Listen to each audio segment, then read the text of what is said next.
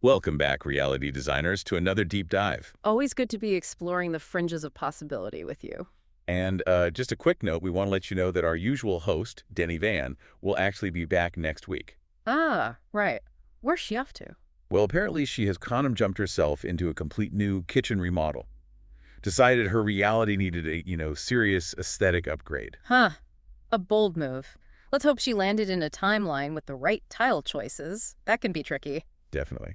And speaking of quantum jumping, that is our deep dive for today. We're getting into the book Quantum Jumping by Bert Goldman. Ah, Bert Goldman, the American monk. Yeah, exactly. For those maybe new to this, Goldman's book explores this really intriguing idea that we can consciously connect with other versions of ourselves, in parallel universes. Right. The idea being you can learn new skills, gain insights, even achieve success by tapping into these other uses. What's fascinating right off the bat is how Goldman, with his really extensive background in metaphysics, it seems like he came to this idea through this unique blend of personal experiences and then later on engaging with some pretty mind-bending theories from quantum physics. Yeah, it's a real synthesis, isn't it? Like inner exploration meets outer science. Well, as he understood it anyway. Okay, so let's dig into the origins. He talks about a specific seed moment that kind of set him on this path, and it goes way back. South Korean farmhouse, 1946. Seems pretty ordinary at first. That's right. So Goldman, he was a sergeant then. He recounts being with his friend Johnny Kim, and they get invited into this farmhouse. Now, Goldman apparently only knew one tune on the organ, Which was? Auld Lang Syne. But here's the kicker. He had no idea it was also the melody of the Korean national anthem. Wow. Imagine the surprise. Mm. Instant connection, right? But then it gets weirder, or, well, more significant for this story. Yeah, so on a later visit to that same farmhouse, Goldman had a terrible migraine. Just awful.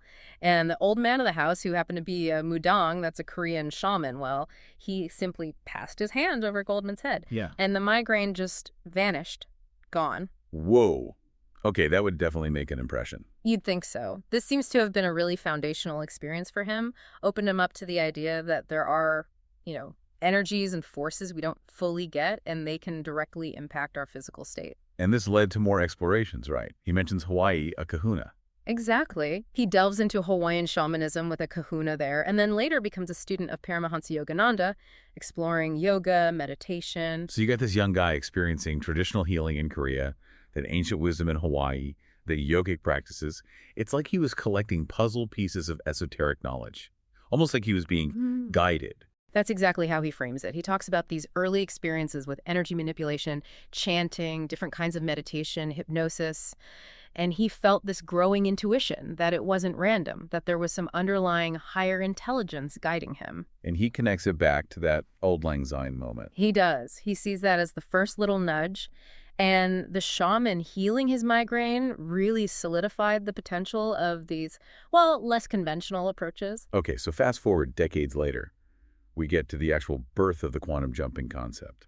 He holds on to this belief in a guiding intelligence, right? And he's studied everything. Oh, yeah. Emil Coase affirmations, hypnosis, NLP, feng shui, yoga, you name it. He really became a student of the self, constantly learning. And what's really interesting is his curiosity didn't wane. In his late 70s, which is pretty amazing, he attends a lecture for Dr. Edgar Mitchell's group, the astronaut, right? That's the one. And after that, he decides to dive into physics. Now, he admits the heavy math was beyond him. Right. Yeah. But this exploration exposed him to the concept of infinite universes. He reads Alan Wolfe, Michikaku, a Professor Franks, and gets hit with this powerful idea. If a universe can be imagined, it exists. Mind. Yeah. Blown. Yeah. Right. That reality isn't just this, but this huge, maybe infinite multiverse where every single possibility is playing out somewhere. Precisely. So suddenly, all those metaphysical ideas he'd been studying for years had this sort of, well, philosophical, maybe even quasi-scientific echo in some interpretations of physics. The multiverse. Yeah. Every potential outcome realized. Exactly. Now, the standard physics take, as Goldman acknowledges, is that these different bubble universes, if they exist, are separate, sealed off. You can't just pop over for a visit. Right. No known way to cross between them. But Goldman, drawing on his lifetime of metaphysical stuff, he basically said, well, maybe physics hasn't found the way, but the mind can. He proposed that the human mind could be the key, that it could instantaneously access these other universes. And this leads us to what he calls his first quantum jump, though he didn't call it that then. It involves a party. And Al Jolson. It does, strangely enough, a social gathering in New Jersey. Goldman insists he was not a singer, had zero plans to sing. Yeah. But he goes into this deep meditation, and as he describes it, he mentally merges with the essence of his favorite singer, Al Jolson. Like he vividly imagines stepping into Jolson's persona right before getting up to sing. And what happened? Did he suddenly break into Mammy? Apparently, yeah. Someone who'd never really sung before then just belts out multiple songs, impressing everyone. He looked back on this later and thought, that was it. That was an early quantum jump.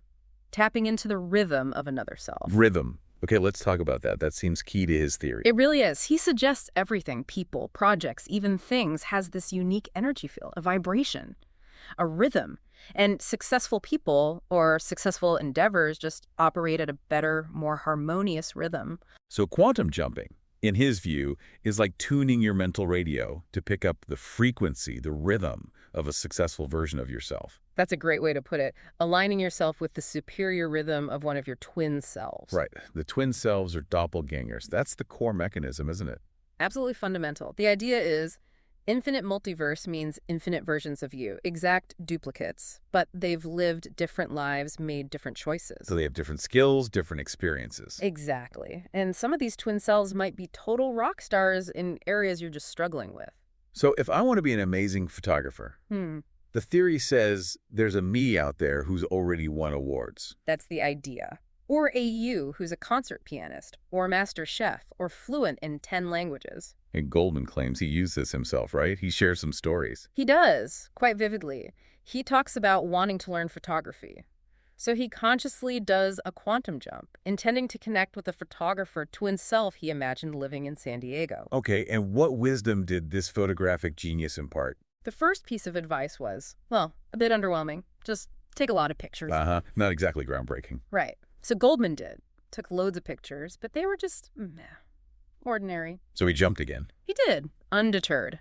Went back to the same photographer twin asking for more. And this time the advice was just 2 words. Plant yourself. Plant yourself? What does that even mean? He didn't know either, found it pretty cryptic. But the next day, he's down at the marina, and he gets this weird, inexplicable urge to just stay put, right in one spot. And he takes 130 photos from that exact position. 130 photos of the same scene? Yep. And when they were developed, something bizarre happened. They seem to have somehow merged into one single extraordinary image, which apparently went on to get significant recognition. Whoa, okay, that's a story. It served as huge validation for him. And after that, he claims he used quantum jumping to pick up skills in piano, painting, writing, even feng shui, basically with no prior training. It's a pretty wild set of claims, which makes you wonder, okay, what are the actual principles here? He says it's not magic, right? It's a method. Yeah, he emphasizes it's about cultivating command and confidence. It's heavily tied into belief and expectation. He suggests quantum jumpers learn to consciously align with the positive energy, the successful rhythm of these other selves. So it ties into the law of attraction, in a way. He explicitly says that. That quantum jumpers gain a degree of control over the law of attraction, and the sheer number of these twin selves, it's presented as this infinite resource library you can tap into. And always back to that rhythm, the energy signature. Successful people have a different rhythm. Successful projects have a different rhythm. And quantum jumping is the mental technique to access and integrate that successful rhythm into your own life, according to him. So how does one actually do it? What are the steps in his quantum mind sequence? Okay. First step, pretty standard for this kind of work. Find a quiet place. Undisturbed. You need focus. Makes sense. Create the right mental space. Yeah. Then focus on a specific problem or area for improvement. Ideally, start with something minor and think about its cause, what you can learn from it. So define the intention clearly. What needs shifting? Exactly. And then, crucially, adopt a fearless attitude. He reframes fear not as some big barrier, but just as negative expectation. Basically, get doubt out of the way. Right, you need a mindset of possibility if you're trying to access a reality where the problem doesn't exist. Yeah. And then visualization. Bingo. Engage your daydreaming mechanism, as he calls it. Yeah. Create vivid mental images. Picture the outcome. Picture the twin self you want to connect with. And the very first jump is like a practice run. Often, yeah, a test run. The goal is just to mentally visit a twin self who made different choices and doesn't have that minor problem you started with. It's about getting a feel for the process, experiencing that shift in perspective. Okay, interesting. Now, we also wanted to touch on another perspective, right? Something that also uses the term quantum jumping, but comes at it a bit differently, from reality transurfing. Yes, it's fascinating how the same label gets used. Vadim Zeland's reality transurfing framework uses quantum jumping too, but it's less about accessing literal parallel universes and merging with twin selves, like Goldman describes. So what's the focus there? It's more about shifting your timeline within this reality through conscious awareness and, really importantly, deliberate choices. Ah, okay. So less reaching out to another universe, more actively steering this one. Precisely. Reality transurfing really emphasizes the power of stacking choices, making lots of small, consistent decisions that are aligned with the version of reality you want to experience. Like becoming the ideal version of yourself now and acting like it. Exactly, embodying that version. And there's this cool idea that every choice is a jump.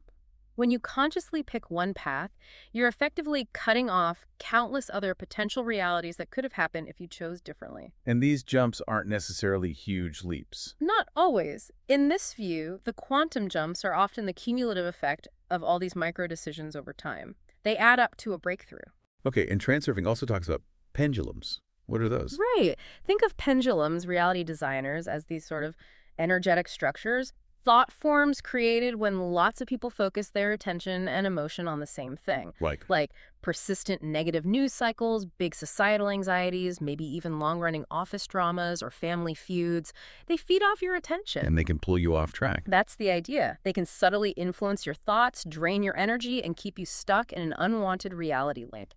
So the advice from transurfing is to consciously disengage, starve the pendulums, cut off things that consistently drain you or reinforce realities you don't want. So comparing the two, Goldman is more internal visualization, accessing other realities, merging with selves. Yep. Transurfing is more about active navigation in this reality, choices, focus, avoiding energy drains. You got it. Goldman's about transforming your inner state to access other worlds.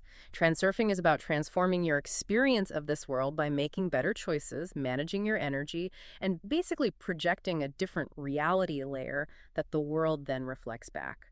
Changing your layer of the world, not necessarily the whole world. Okay, so let's boil this down for the learner listener. What are the big takeaways here?